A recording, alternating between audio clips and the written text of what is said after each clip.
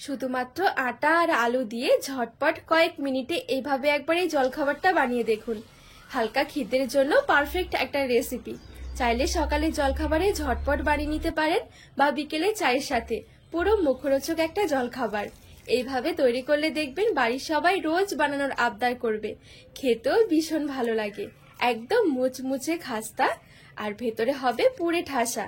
সাথে খাওয়ার জন্য কোনো কিছুরই দরকার নেই, হয় চা বা একটু সস, এতেই যথেষ্ট। দারুণ লাগে খেতে। নমস্কার বন্ধুরা, নতুন একটা পর্ব দেখার জন্য আপনাদের সকলকে স্বাগত জানাই। আজকে শুধুমাত্র আলু আর আটা দিয়ে ভীষণ মজার হেলদি একটা জলখাবার বানিয়ে দেখাবো। এই জলখাবারটা বানানো যেমন সহজ, খেতেও ভীষণ ভালো লাগে।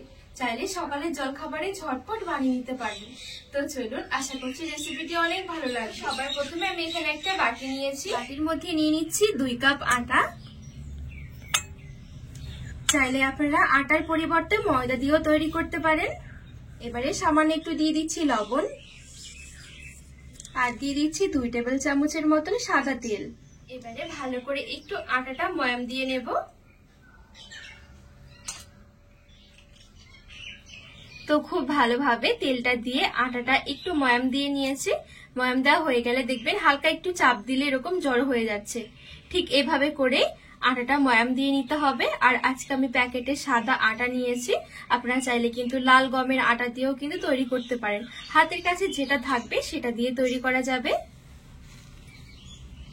এবারে অল্প অল্প করে হালকা কুসুম গরম জল দিয়ে একটা ডো মেখে নেব।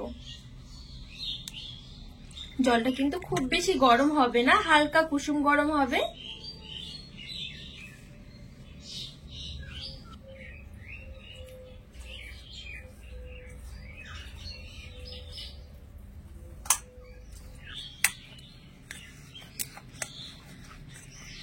তো এই দেখুন, এখানে খুব সুন্দরভাবে একটা ডো মেখে নিয়েছি। আর ডোটা কিন্তু খুব বেশি নরম হবে না, আবার খুব বেশি একটা শক্ত নয়, ঠিক মাঝামাঝি টাইপের একটা সফট ডো রেডি করে নিতে হবে। এবারে ঢাকা চাপা দিয়ে কিছুক্ষণের জন্য একটু রেস্টে রেখে দেব।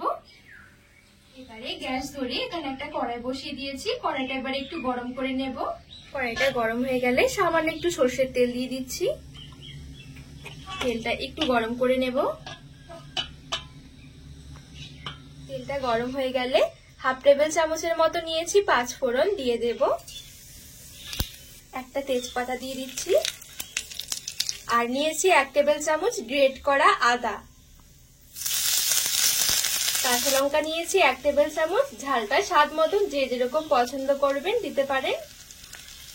আর এর মাঝখানে সামান্য একটু দিয়ে দিচ্ছি হিং। একটু নেড়ে ছেড়ে ফোড়নগুলো ভেজে নেব।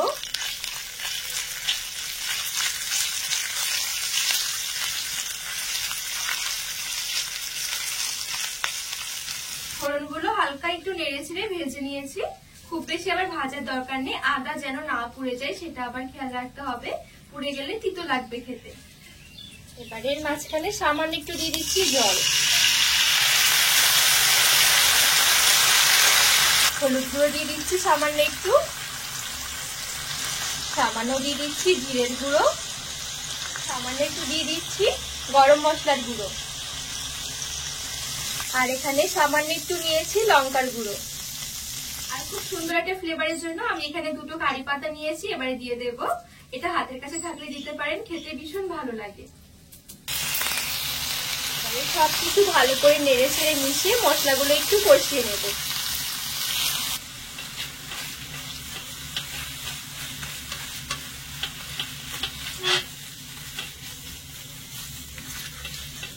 খুব সুন্দরভাবে নেড়ে ছেড়ে এখানে মশলাগুলো একটু কষিয়ে নিয়েছি। এবারে আমি এদিকে কিছুটা আলু আমি সেদ্ধ করে একটুখানি ম্যাশ করে নিয়েছি, এই দেখুন। এবারে এই আলু সেদ্ধটা দিয়ে দিচ্ছি। স্বাদ মতো একটু দিয়ে দিচ্ছি লবণ। আর এখানে 1/2 টেবিল চামচের মতো নিয়েছি একটু চিনি। এবারে ভালো করে মিশিয়ে নেব আর আলুটা মশলার সাথে মিশিয়ে একটু ভাজা ভাজা করে নেব।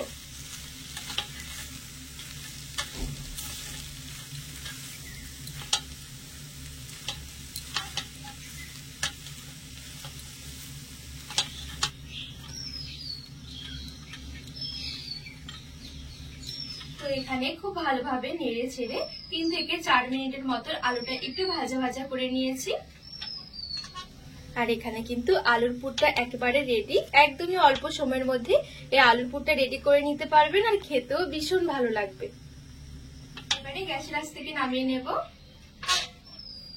আর এইদিকে যে আমি ডোটা মেখে রেখেছিলাম, এদিকে কিছুক্ষণ মতো রেস্ট হয়ে গেছে। পুরটা রেডি করতে যতক্ষণ টাইম লেগেছে ততক্ষণ আমি রেস্টে রেখেছি। এবারে এই ডো থেকে ছোট ছোট করে লেচি বের করে নেব।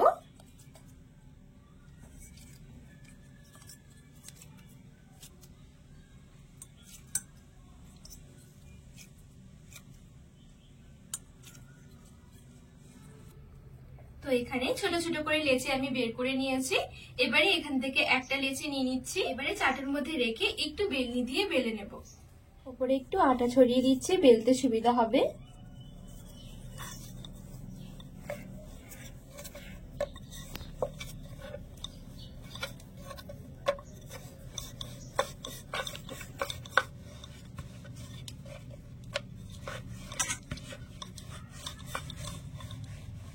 তো দেখুন খুব সুন্দর করে একটু ছোট করে বেলে নিয়েছে আর একটু মোটা করে।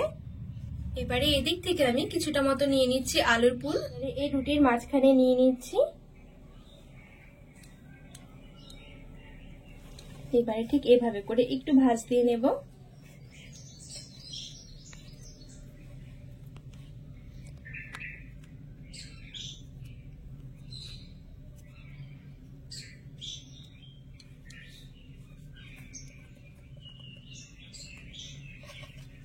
আর হালকা হাতে একটু বেলে নেব।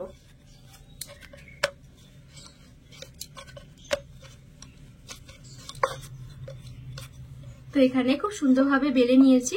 খুব বেশি কিন্তু একটা পাতলা করিনি, একটু মোটা রেখেছি, আবার খুব বেশি পাতলাও নয়, খুব বেশি মোটাও নয়।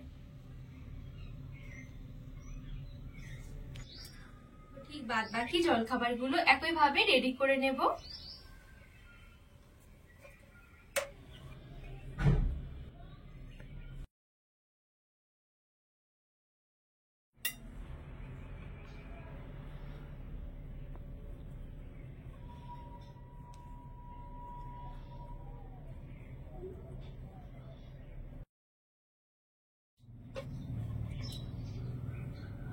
দেখুন এখানে কয়েকটা জলখাবার আমি খুব সুন্দরভাবে রেডি করে নিয়েছি।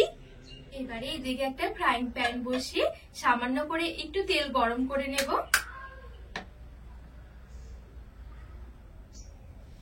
তেলটা এখানে হালকা গরম করে নিয়েছি। এবারে এইখান থেকে এক এক করে নিয়ে আমি তেলের মধ্যে ছেড়ে দেব।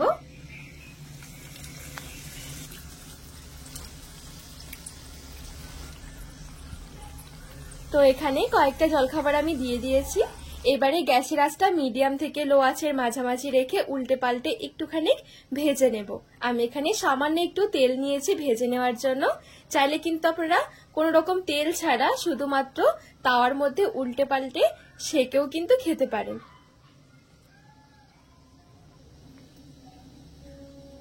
হালকা হালকা করে দেখবেন পুরির মতন ফুলতে থাকবে। তো একটু নেড়ে চেড়ে উল্টে পাল্টে লালচে করে ভেজে নেব। এতে করে খুব সুন্দর একদম মুচমুচে আর ক্রিস্পি হবে, খেতেও ভালো লাগবে।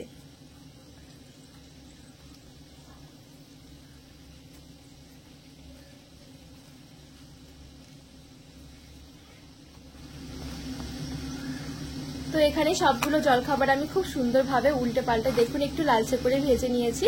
আর এখন দেখতেও কতটা সুন্দর লাগছে, এই দেখুন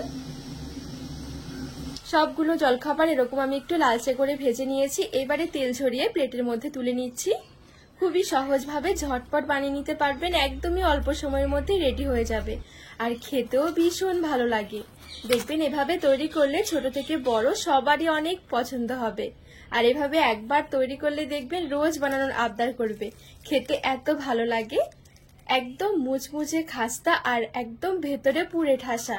সাথে খাওয়ার জন্য একটু সস বা চায়ের সাথেও খেতে কিন্তু দারুণ লাগে। তো বন্ধুরা আজকে এই জলখাবারের রেসিপি আপনাদের কেমন লেগেছে অবশ্যই কিন্তু কমেন্ট করে জানাবেন। আর রেসিপি ভালো লাগলে চ্যানেলটিকে সাবস্ক্রাইব করে পাশে থাকার অনুরোধ রইল।